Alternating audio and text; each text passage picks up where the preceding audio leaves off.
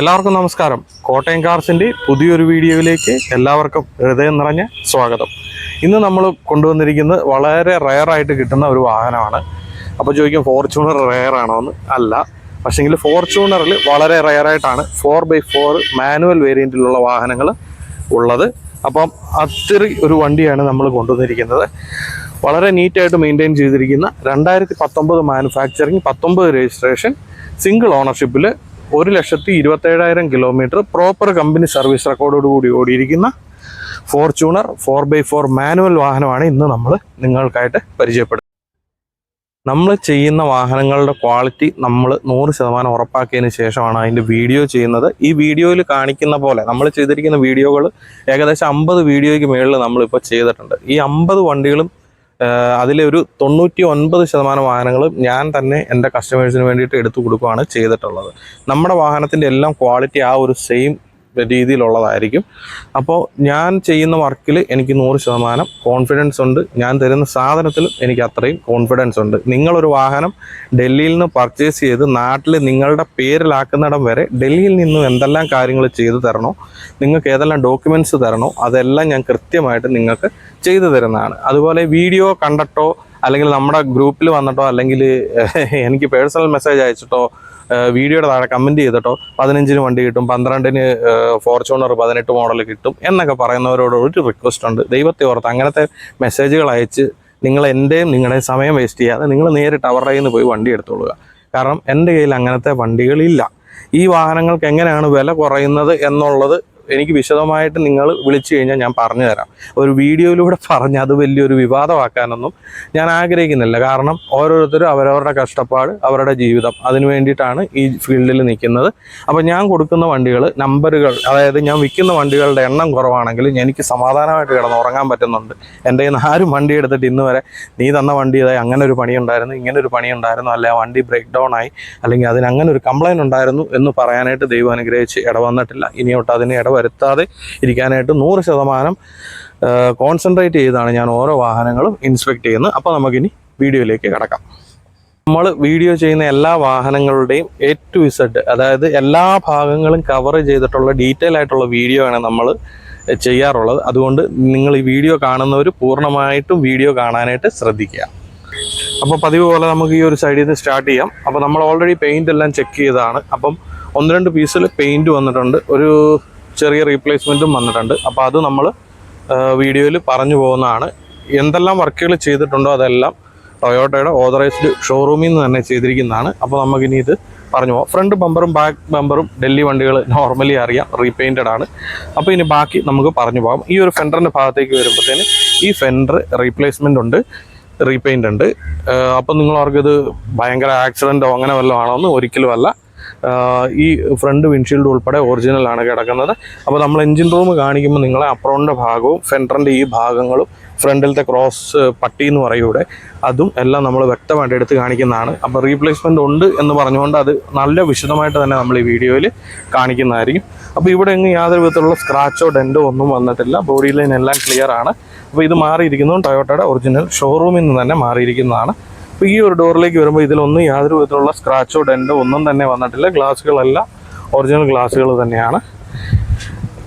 അപ്പോൾ ഇതിൻ്റെ പേസ്റ്റിങ്ങിൻ്റെ വശത്തേക്ക് വരുമ്പോഴത്തേന് ഇവിടുത്തെ കമ്പനി ഒറിജിനൽ പേസ്റ്റിങ് നമുക്ക് വ്യക്തമായിട്ട് കാണാം. ഈ ഭാഗങ്ങളിലൊക്കെ കമ്പനിയുടെ പഞ്ചിങ്ങുകൾ വരാറുണ്ട്, അതൊക്കെയും നമുക്ക് വ്യക്തമായിട്ട് കാണാവുന്നതാണ്. ഡോർപാടുകളൊക്കെ നല്ല വൃത്തിയിൽ തന്നെ സൂക്ഷിച്ചിട്ടുണ്ട്. കുറച്ച് പൊടിയൊക്കെ നമ്മൾ ഇങ്ങോട്ട് വന്നപ്പോഴത്തേന് എൻ്റെ കയ്യിൽ നിന്ന് അങ്ങോട്ട് പറ്റുക. അപ്പോൾ നമുക്കിനി ഇവിടെ നോക്കാം.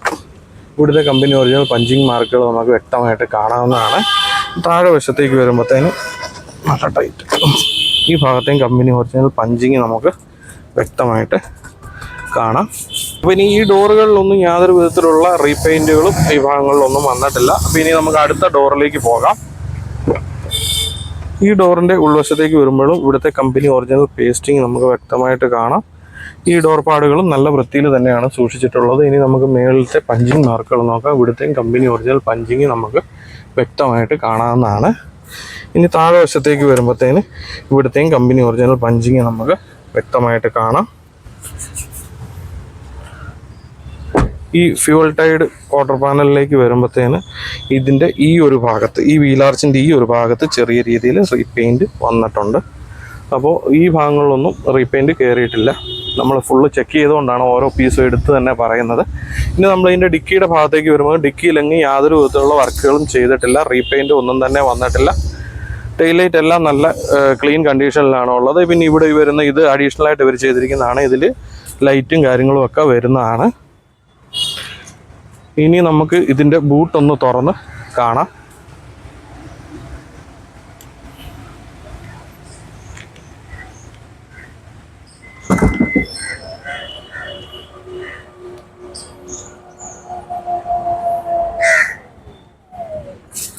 അപ്പോൾ നമ്മൾ ബൂട്ടിൻ്റെ ഉൾവശത്തേക്ക് വരുമ്പോഴത്തേനും ഇവിടുത്തെ കമ്പനി ഒറിജിനൽ പഞ്ചിങ് മാർക്കുകൾ നമുക്ക് വ്യക്തമായിട്ട് കാണാവുന്നതാണ്. ഈ പേസ്റ്റിങ്ങും എല്ലാം കമ്പനി ഒറിജിനലാണ്. യാതൊരു വിധത്തിലുള്ള വർക്കുകളും ഇതിൻ്റെ ബാക്ക് സൈഡിൽ ചെയ്തിട്ടില്ല. ഈ വരുന്ന ഒരു ലൈറ്റിൻ്റെ പീസൊക്കെ അഡീഷണൽ ആയിട്ട് വന്നിരിക്കുന്നതാണ്. താഴെ വശത്തേക്ക് വരുമ്പോഴത്തേനും ഇവിടെയും നമുക്ക് കമ്പനിയുടെ ഒറിജിനൽ പഞ്ചിങ് മാർക്കുകൾ വ്യക്തമായിട്ട് കാണാവുന്നതാണ്. മേള് വശത്തെ പേസ്റ്റിങ്ങും കമ്പനി ഒറിജിനൽ പേസ്റ്റിങ്ങാണ്. ഇതിലൊന്നും യാതൊരു വിധത്തിലുള്ള വർക്കുകളും ചെയ്തിട്ടില്ല. ഇനി നമുക്ക് ഇതിൻ്റെ അടുത്ത വശത്തേക്ക് പോകാം.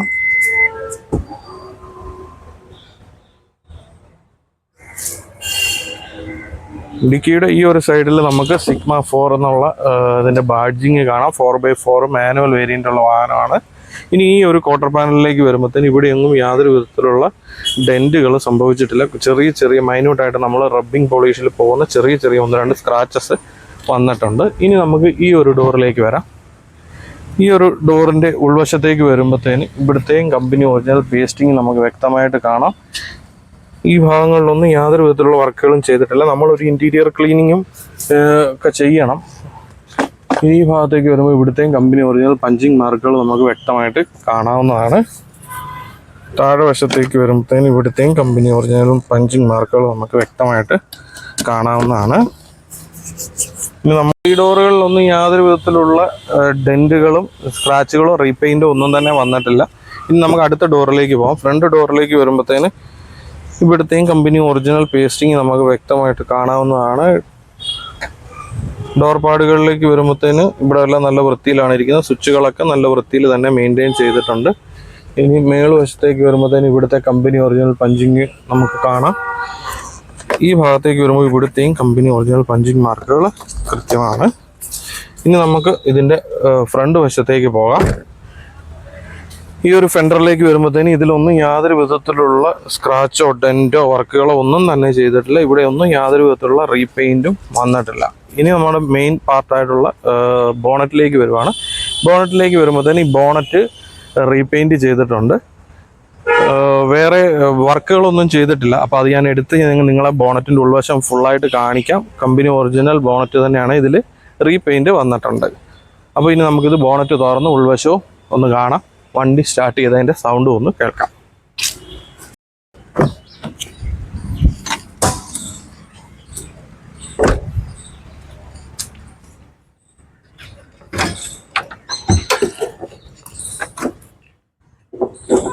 ബോണറ്റിൻ്റെ ഉൾവശത്തേക്ക് വരുമ്പോഴത്തേനും നമ്മൾ പ്രത്യേകം എടുത്ത് കാണിക്കുകയാണ് ഇവിടുത്തെ പേസ്റ്റിങ്ങും കാര്യങ്ങളും എല്ലാം.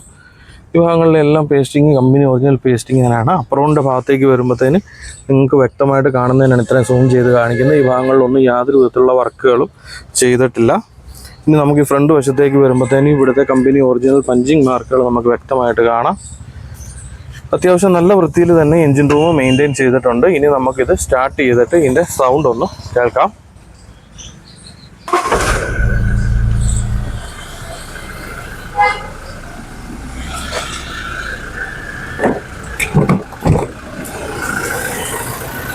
നമ്മളൊരു 5 കിലോമീറ്ററോളം ഓടിച്ചാണ് നമ്മൾ വാഹനം വരുന്ന വഴിക്ക് നമ്മൾ ടെസ്റ്റ് ഡ്രൈവ് കൂടെ ചെയ്താണ് വരുന്നത്.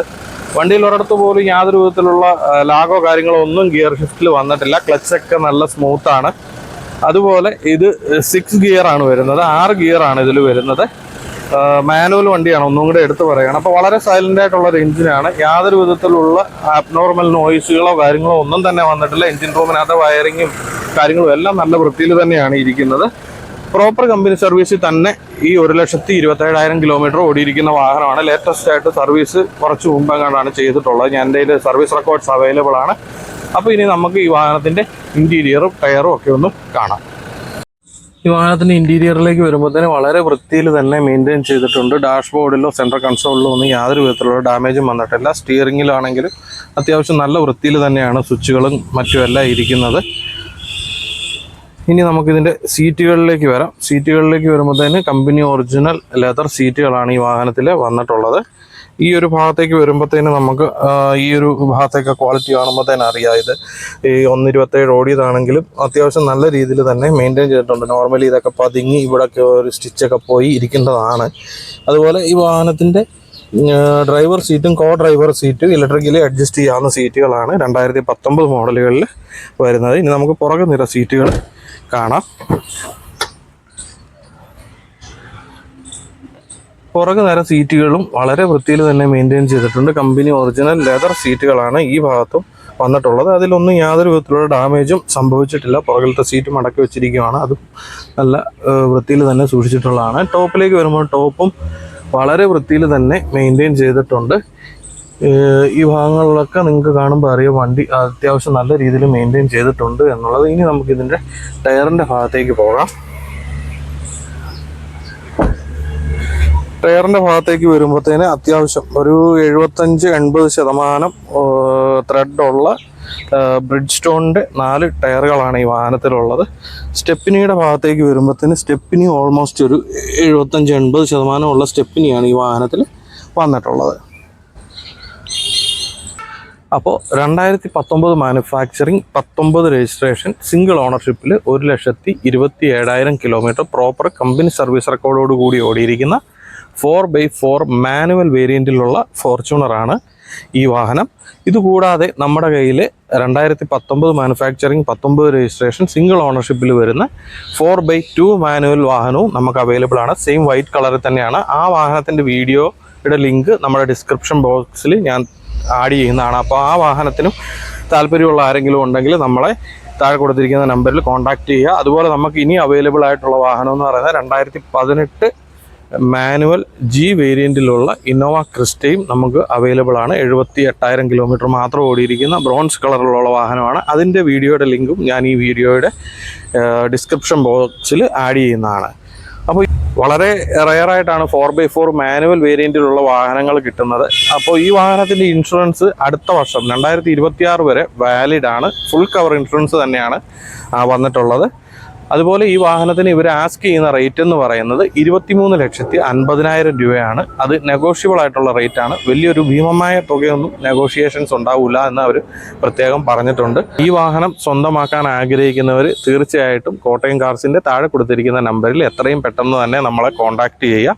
അതുപോലെ നിങ്ങൾക്ക് വേറെ ഏതെങ്കിലും വാഹനം, ടൊയോട്ടയുടെ അല്ലാതെ പ്രീമിയം വാഹനങ്ങളോ ഏതെങ്കിലും ആവശ്യമുണ്ടെങ്കിൽ നമ്മളെ താഴെ കൊടുത്തിരിക്കുന്ന നമ്പറിൽ കോൺടാക്റ്റ് ചെയ്യുക. അതുപോലെ നിങ്ങളുടെ ബന്ധുക്കൾക്കോ സുഹൃത്തുക്കൾക്കോ ആർക്കെങ്കിലും ഡൽഹിയിൽ നിന്നൊരു വാഹനം, ഹൈ ക്വാളിറ്റി വാഹനം പർച്ചേസ് ചെയ്യാൻ ആഗ്രഹമുണ്ടെങ്കിൽ തീർച്ചയായിട്ടും നമ്മളെപ്പറ്റി നിങ്ങൾ അവരോട് പറയുക. അതുപോലെ നമ്മുടെ ചാനൽ സബ്സ്ക്രൈബ് ചെയ്യുക. നമ്മൾ ഇടുന്ന വീഡിയോകളെല്ലാം കൃത്യമായിട്ട് നിങ്ങൾക്ക് കിട്ടുന്നതിന് വേണ്ടി നോട്ടിഫിക്കേഷൻ ഓണാക്കി വെക്കുക. നമ്മുടെ ഇൻസ്റ്റാഗ്രാമിലും ഫേസ്ബുക്കിലും ഉള്ള പേജുകൾ ഫോളോ ചെയ്യുക. അതുപോലെ നിങ്ങളുടെ ആവശ്യം എന്താണോ, നിങ്ങളുടെ റിക്വയർമെൻറ്റ് എന്താണോ അത് നമുക്ക് മെസ്സേജ് ആയിട്ട് അയയ്ക്കുക. അതുപോലെ നമ്മുടെ വാട്സപ്പ് ഗ്രൂപ്പിൽ അംഗമാകാൻ താല്പര്യമുള്ളവർ നമുക്ക് മെസ്സേജ് അയച്ചു കഴിഞ്ഞാൽ നമ്മുടെ ഗ്രൂപ്പിൽ നമ്മൾ ആഡ് ചെയ്യുന്നതായിരിക്കും. എല്ലാ ദിവസവും 5-6 വണ്ടികളുടെ ഫോട്ടോസ് ഇട്ട് ഞാൻ നിങ്ങളെ ആരെയും ബുദ്ധിമുട്ടിക്കത്തില്ല. വളരെ നല്ല വണ്ടികൾ, ഇതുപോലുള്ള നല്ല വാഹനങ്ങൾ വരുമ്പോൾ മാത്രം അത് നമ്മൾ ഗ്രൂപ്പിൽ അപ്ലോഡ് ചെയ്യുന്നതായിരിക്കും. നമ്മൾ വീഡിയോ ചെയ്യുന്ന വാഹനങ്ങൾ മാത്രമല്ല നമ്മൾ വിൽക്കുന്നത്. നമ്മൾ ഒരുപാട് വാഹനങ്ങൾ എടുക്കുന്നുണ്ട്, പക്ഷേ അതിൻ്റെ ഒന്നും വീഡിയോ നമ്മൾ ചെയ്യാറില്ല. കാരണം ഈ വാങ്ങുന്ന കസ്റ്റമർക്ക് താല്പര്യം ഉണ്ടാകില്ല വണ്ടിയുടെ വീഡിയോയോ മറ്റു കാര്യങ്ങളോ ചെയ്യുന്നതുകൊണ്ട്. അതുകൊണ്ടാണ് നമ്മൾ വീഡിയോകളൊക്കെ ഒരാഴ്ച 1.5 ആഴ്ചയൊക്കെ ഗ്യാപ്പിൽ വരുന്നതിൻ്റെ മെയിൻ കാരണം നമ്മൾ മറ്റു വണ്ടികൾ പർച്ചേസ് ചെയ്ത് നാട്ടിലേക്ക് കയറ്റി വിടാനുള്ള തിരക്കൊക്കെ ആയിട്ട് മാറുന്നത് കൊണ്ടാണ് ആ വാഹനങ്ങളുടെ വീഡിയോ ഇട്ട് ചെയ്യാനും സാധിക്കാറില്ല. അപ്പം എല്ലാവരുടെയും സപ്പോർട്ട് പ്രതീക്ഷിക്കുന്നു. അപ്പോൾ ഇനിയും അടിപൊളി ഒരു വാഹനത്തിൻ്റെ വിശേഷമായിട്ട് വീണ്ടും കാണുന്നവരേക്കും എല്ലാവർക്കും ബൈ.